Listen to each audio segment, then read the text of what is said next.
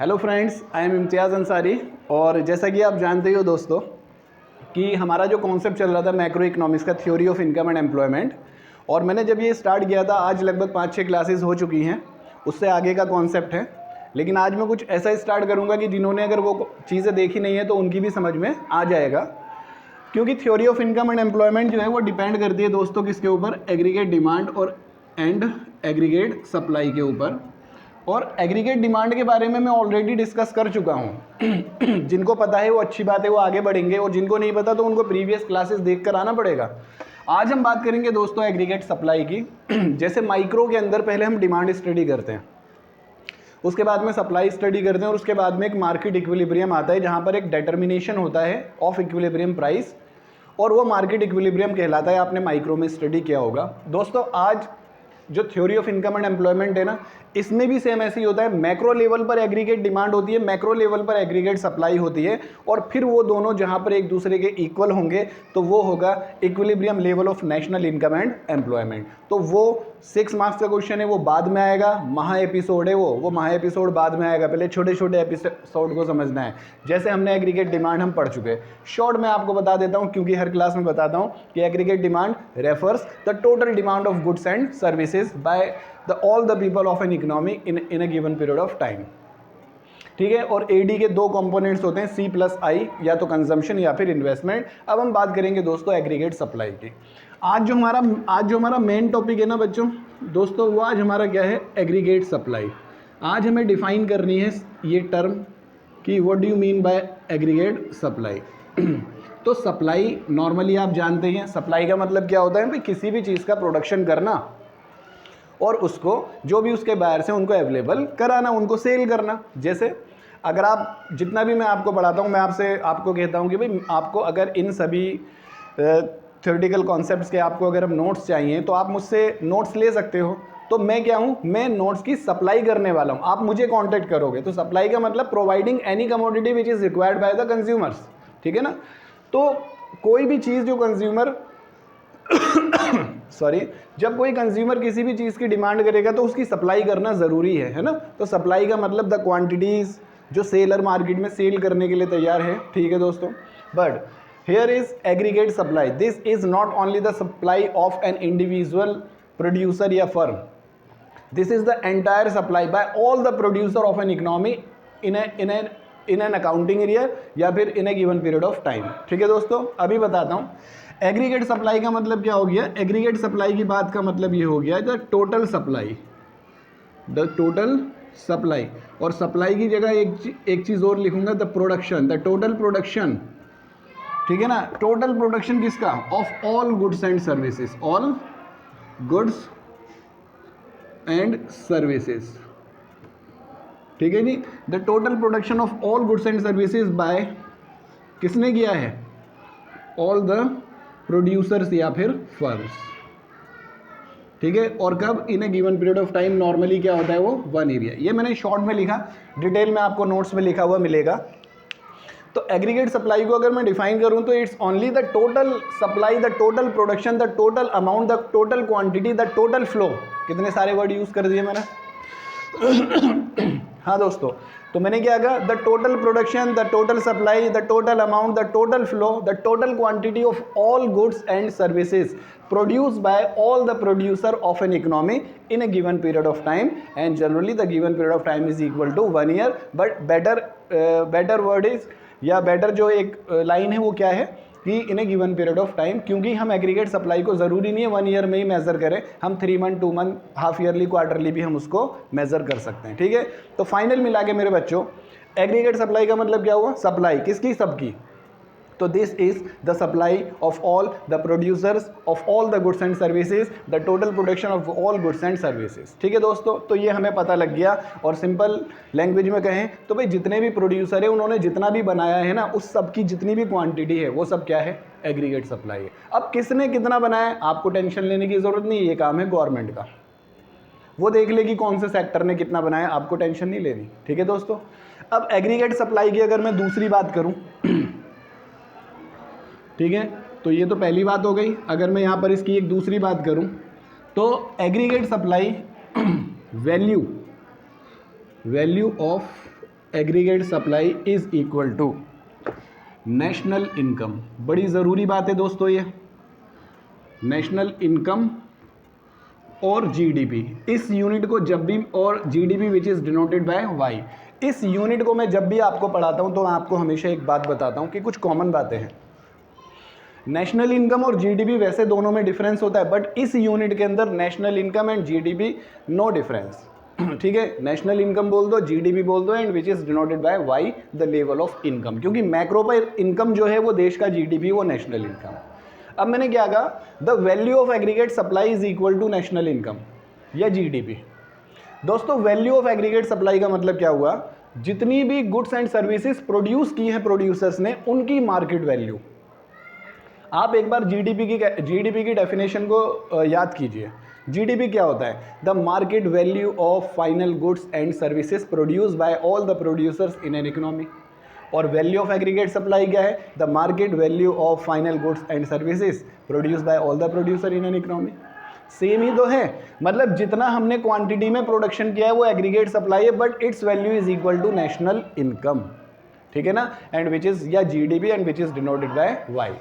तो दोस्तों अब हम बात करेंगे और aggregate supply which is equal to Y, और मैं आपको बहुत बार बता चुका, याद आ गया ना, Y is always equal to C plus S. Y C plus I भी होता है, but Y is always equal to C plus S. मत क्यों, वाई इनकम है, सी कंजम्पशन एक्सपेंडिचर है, एस सेविंग है। इनकम या तो कंज्यूम करेंगे या फिर सेव करेंगे, और जो टैक्स वगैरह होता है वो हम ऑलरेडी पहले से दे चुके हैं। तो ये जो इनकम है ना दोस्तों, ये मैं आपको एडवांस बातें बता रहा हूँ, ये इनकम डिस्पोजेबल इनकम है।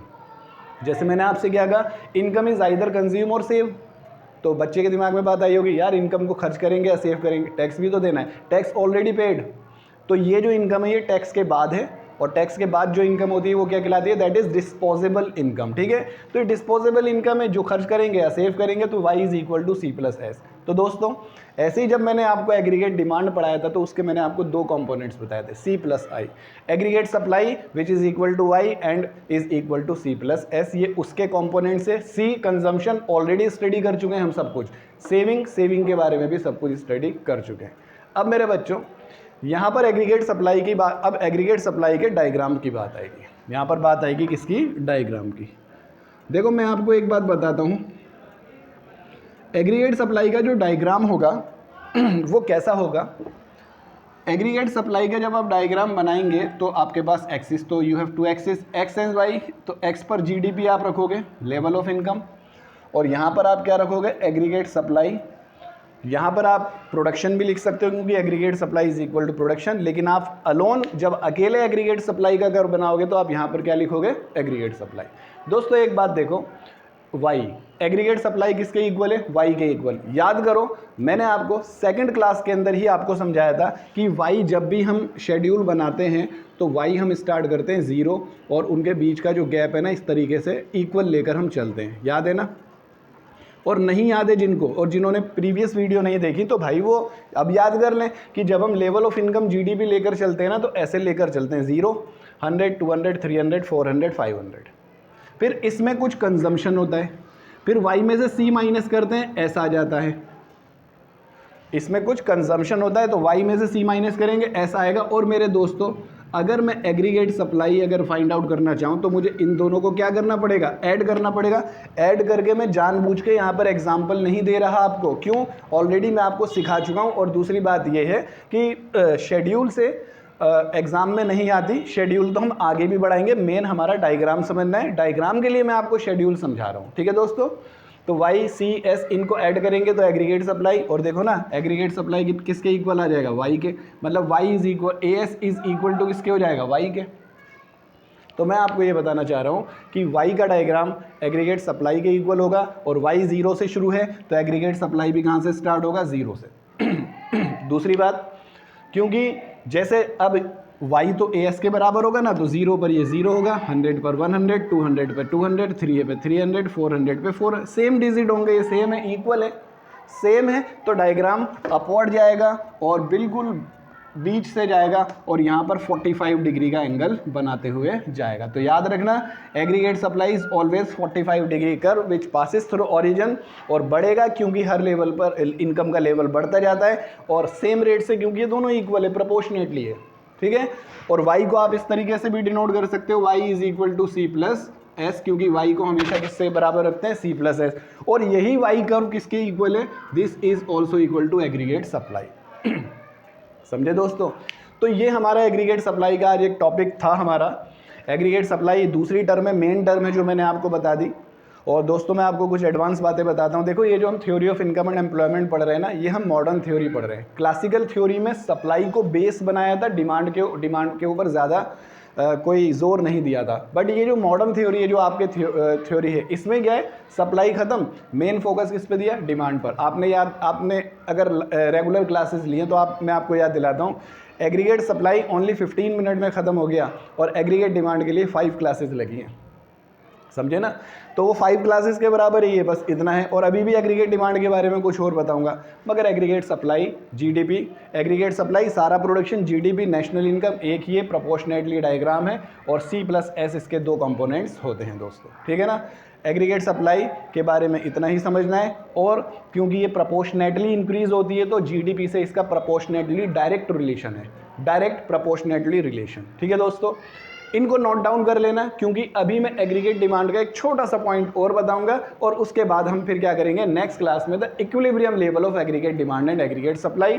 एग्रीगेट सप्लाई पढ़ा दिया, एग्रीगेट डिमांड जस्ट शॉर्ट में कुछ रिवाइज करा देता हूं, और प्लस कुछ न्यू बता देता हूं आपको, ठीक है दोस्तों। तो मैं इसको रफ करता हूं, आप इसको नोट डाउन कर लेना।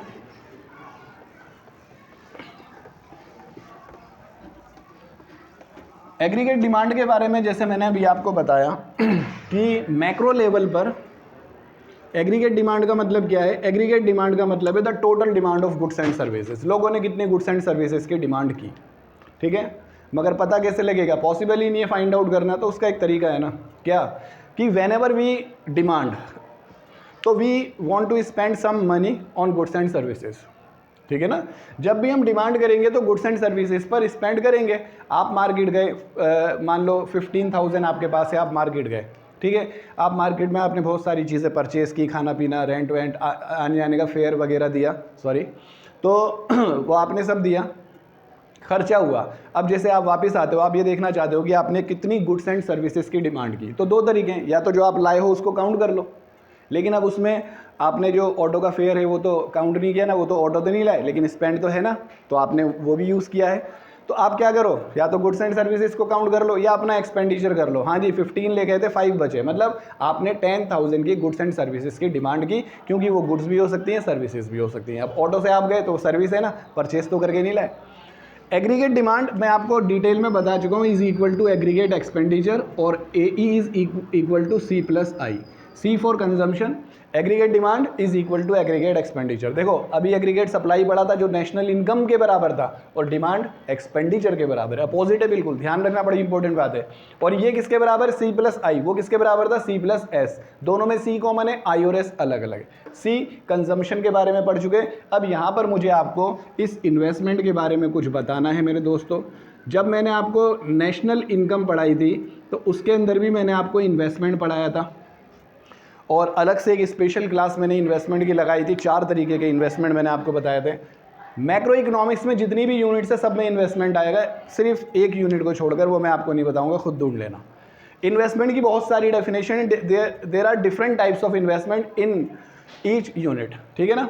तो देखो आप क्या करोगे, इन्वेस्टमेंट की कॉमन डेफिनेशन तो वही है कि the expenditure on capital goods, plant, building, machinery in an economy in a given period of time, ठीक है। इन्वेस्टमेंट को नेशनल इनकम में हमने डिवाइड किया था, याद है ना, fix income, fix investment, inventory investment, gross, net, something. यहाँ पर इन्वेस्टमेंट को हम 2 जगह डिवाइड करते हैं। First one is autonomous investment and second one is induced investment. अब देखो ये ऑटोनोमस वर्ड फिर आ गया हमारे पास, तो कोई प्रॉब्लम नहीं, आगे भी आएगा ठीक है ना, टेंशन मत लो, आगे भी आएगा कि कौन सा, ऑटोनोमस, 5th यूनिट में भी आएगा लास्ट में। ऑटोनोमस इन्वेस्टमेंट, याद है ना, ऑटोनोमस कंजम्पशन क्या था, जो इनकम पे डिपेंड नहीं करता। सेम इसी तरीके से this is the level of income which don't depend level of income on Y, जो वाई पर, या you can say the GDP, जो जीडीपी पे डिपेंड नहीं करता। जीडीपी का लेवल कुछ भी हो, ये वो लेवल ऑफ इन्वेस्टमेंट है जो किसी भी इकोनॉमी के अंदर होना ही होना है। सोचो मेरे दोस्तों, आपके पेरेंट्स का बिजनेस है, उन्हें अपने बिजनेस के अंदर इन्वेस्टमेंट करना है, तो वो हमारा जीडीपी कोई देखेंगे, वो मोदी अंकल से कोई पूछ के आएंगे, अंकल जीडीपी कितना है, मैं इन्वेस्टमेंट करूंगा। अरे उन्हें क्या मतलब, जीडीपी बढ़ जाए कम हो जाए, उन्हें तो इन्वेस्टमेंट करना है, करेंगे। तो हमारे पेरेंट्स का जो इन्वेस्टमेंट है, जो हमारी इकोनॉमी में हमें करना ही करना है, तो उसका जीडीपी से कोई लेना देना नहीं है। ठीक है ना, जीडीपी बढ़े घटे, ये तो वो लेवल ऑफ इन्वेस्टमेंट है जो इन्वेस्टर्स बिजनेस में करेंगे ही करेंगे।